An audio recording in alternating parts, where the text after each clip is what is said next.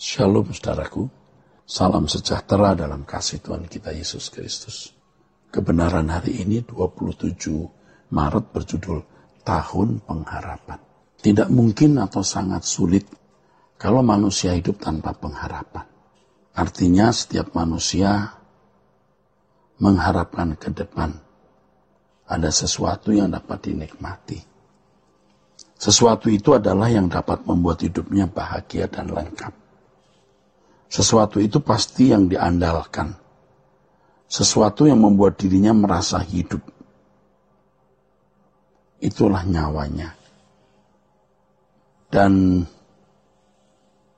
itulah kehidupannya. Kalau seseorang kehilangan pengharapan, ia hidup tetapi tidak merasa hidup. Dalam Kejadian pasal 37, dikisahkan ketika Yakub mendengar anak kesayangannya, Yusuf, mati dicapik-capik binatang. Ya tentu saja itu berita bohong yang dikarang oleh kakak-kakaknya. Kakak-kakak Yusuf ya. Yakub berkabung ya. Anak-anaknya berusaha menghiburnya, tetapi Yakub berkata, "Aku akan berkabung sampai aku turun mendapatkan anakku ke dalam dunia orang mati." Dalam banyak kejadian dengan segala bentuknya, ketika seseorang yang sudah bertahun-tahun ditinggal teman hidupnya, maka ia segera menyusul. Ya, baru-baru ini seorang pria berusia di atas 80 tahun meninggal. Ketika peti masih di kamar mayat, istrinya menyusul meninggal dunia, sehingga satu ruangan rumah duka dihuni 2 peti mati. Dan itu pengalaman bukan yang satu kali, saudara. Kalau pernah hidup bersama, lalu satu orang meninggal, itu sering gak lama kemudian salah satunya menyusul. Ya, mengapa bisa begitu? Ya, karena semangat hidupnya jadi patah. Dalam kenyataan hidup tidak berheran kalau seseorang bisa bunuh diri ketika sesuatu yang dipandang sebagai paling bernilai dan membahagiakan diambil orang atau meninggalkan dirinya. Seperti seorang pemudi ditinggal pacar, ya dia bisa bunuh diri. Atau seorang pria jatuh bangkrut, dia bunuh diri. Atau seorang pejabat malu karena ketahuan korupsi, seperti di Korea atau di Jepang, bisa begitu ya. Kalau di Indonesia ya mungkin beda ya. Pejabat korupsi ketahuan apakah bunuh diri seperti orang Korea? Saudara jawab sendiri. Seseorang masih bersemangat hidup ketika mengharapkan masih ada sesuatu yang dapat membahagiakan dirinya. Atau masih ada sesuatu yang diharapkan. Pada umumnya orang menapaki hari hidupnya dengan berharap bahwa setiap hari ia dapat menjalani hidupnya dengan menikmati apa yang dapat diraihnya di depan. Seperti makan dan minum, hobi kebersamaan dengan orang-orang yang dikasihi, ya. Barang-barang yang menyenangkan hati akan dia miliki, wisata, pasangan hidup. Ya, bagi yang belum menikah, pasangan hidup itu harapan, ya. Bagi keluarga, anak, cucu, itu menyenangkan, itu harapan. Dan itulah sebenarnya yang menjadi motor penggerak kehidupan seseorang. Ya. Malangnya semua yang dipandang membahagiakan di dunia ini suatu kali harus ditinggalkan. Ini berarti semua yang tadinya diharapkan dapat membahagiakan akan lenyap seperti uap. Dan tragisnya ternyata semua yang dapat menjadi tumpuan harapan tersebut tidak dapat menopang kehidupan kekal. Itulah yang dikatakan oleh Yesus bahwa mamon, yaitu harta fana dunia ini adalah tidak jujur.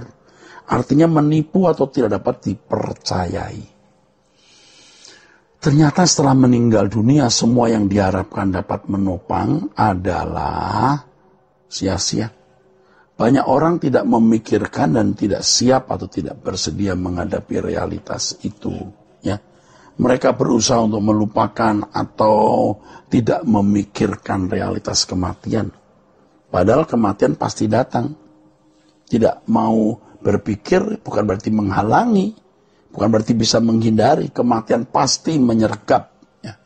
Terkait dengan hal ini Ayub dalam satu pernyataannya mengungkapkan satu kalimat bijak. Ia berkata, dengan telanjang aku keluar dari kandungan ibuku, dengan telanjang juga aku akan kembali ke dalamnya. Tuhan yang memberi, Tuhan yang mengambil, terpujilah nama Tuhan. Nah, pernyataan ini merupakan prinsip atau filosofi hidup yang Ayub pegang, sehingga ketika ia menghadapi prahara dalam hidupnya, dia sanggup melewatinya. Dia kehilangan anak, dia kehilangan harta. Semua habis, tapi dia bisa mengatakan, terpujilah nama Tuhan. Kenapa? Ya, karena dia tahu. Dia datang telanjang, akan keluar telanjang juga. Sebenarnya manusia setelah jatuh dalam dosa adalah makhluk yang malang. Sebab manusia harus mati, dan di balik kematian adalah keterpisahan abadi dengan Allah. Ngeri itu. Kalau hanya mati secara jasmani nggak apa-apa. Tapi kalau sampai terpisah dari Allah itu mengerikan, saudaraku. Ya? Mengerikan. Manusia dilahirkan hanya untuk mati. Dilahirkan hanya untuk dieksekusi. Tetapi keselamatan dalam Yesus Kristus menyediakan pengharapan. Kalau hidup manusia pengharapannya hanya tertumpu pada dunia yang bersifat fana ini, waduh, manusia makhluk malang, saudara, malang. Karena manusia adalah makhluk kekal. Lagi pula mereka yang menaruh pengharapan pada dunia ini pasti mengorbankan kekekalan. Jadi manusia makhluk kekal. Kalau pengharapannya hanya dunia ini, itu malang, fana. Manusia itu makhluk kekal. Pengharapannya juga harus bernilai kekal. Seseorang tidak dapat hidup dengan dua pengharapan. Kita harus memilih menjadi manusia hari ini atau manusia hari esok. Banyak orang Kristen berpikir bisa memiliki dua pengharapan. Memiliki dua pengharapan berarti mengabdi kepada dua Tuhan. Firman Allah berkata agar kita memiliki hanya satu arah dalam hidup ini, surga atau dunia. Oleh sebab itu kita harus berani meninggalkan dunia, artinya hanya menaruh pengharapan pada Tuhan dan kerajaannya di kekekalan. Itulah satu-satunya kebahagiaan orang percaya. Orang Kristen yang menaruh pengharapan kepada yang lain adalah tindakan tidak setia, bisa menjadi sikap memberontak. Orang Kristen yang menaruh pengharapan kepada yang lain adalah tindakan tidak setia. Itu bisa menjadi sikap memberontak. Pengharapan orang percaya harusnya ditujukan di kehidupan dunia akan datang, bukan dunia hari ini. Orang yang menaruh pengharapan kepada kehidupan yang akan datang menyucikan dirinya dari hari ke hari.